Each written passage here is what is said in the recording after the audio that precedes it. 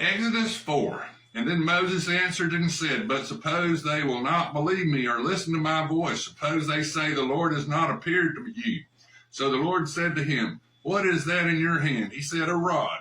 And he said, Cast it on the ground. So he cast it on the ground and it became a serpent. And Moses fled from it.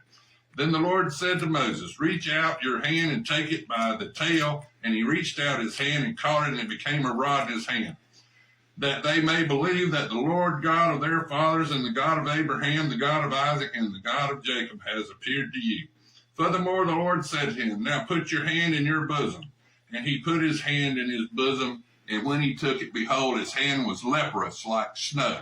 And he said, Put your hand in your bosom again. So he put his hand in his bosom again, and he drew it out of his bosom, and behold, it was restored like his other flesh.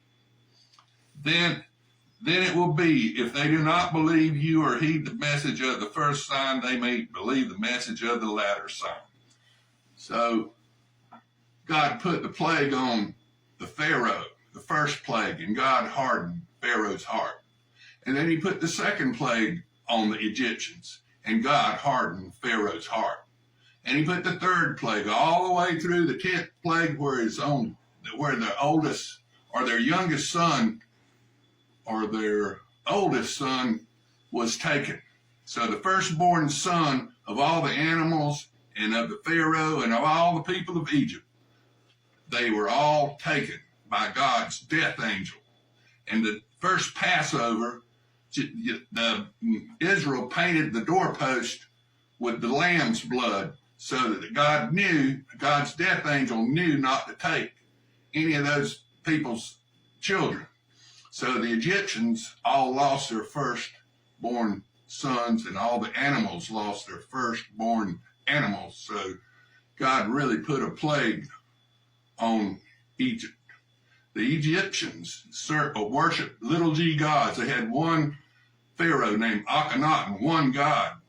And then he built a city, and then his son, the little boy king, King Tut, changed it all back to worshiping little g gods. And out in front of the pyramids, that's a statue of Satan.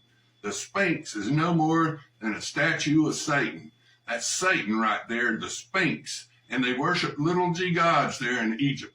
Now, if you look at the pyramids, that's the Orion's belt. They're lined up just like Orion's belt. Well, you go to Chichen Itza down there in Mexico, they got the flying serpent. Another symbol for God, for Satan, is the serpent, the snake, that reptiles.